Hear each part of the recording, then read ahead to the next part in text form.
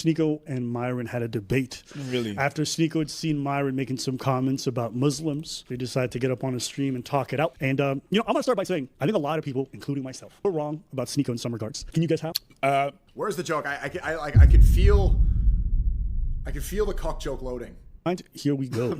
What I'm saying is, as a guest, right? Because we are guests here. I think what does that mean? We're guests. We're guests. This is not a Muslim country. This is not a Muslim country. It's a freedom of religion country. Yeah. It's a secular country. Okay. What do you mean we're guests? I'm a citizen here. I'm not a guest. Yeah. No. Hold on. I'm not a guest. I have a passport. No, of course. I'm a birth certificate. What I'm saying, even when you pledge allegiance as an American, I grew up pledge allegiance saying, but God, the God is mentioned in Do you say Jesus? You say God. You don't say Jesus. You say God. Okay, real fast, for those of you who are like, what's going on? They're having a debate about whether or not it's acceptable for Muslims to be in Times Square praying. So Muslims had organized some kind of event where a bunch of them were in Times Square praying as a group. They weren't being disruptive, but Myron's arguing that, you guys are guests in this country, you have no business doing that. Despite the fact that if you've ever been to Times Square, there's dudes selling CDs, folks performing, everything. Times Square is a big fucking mess. You shouldn't pray in Times Square. There's naked cowboy.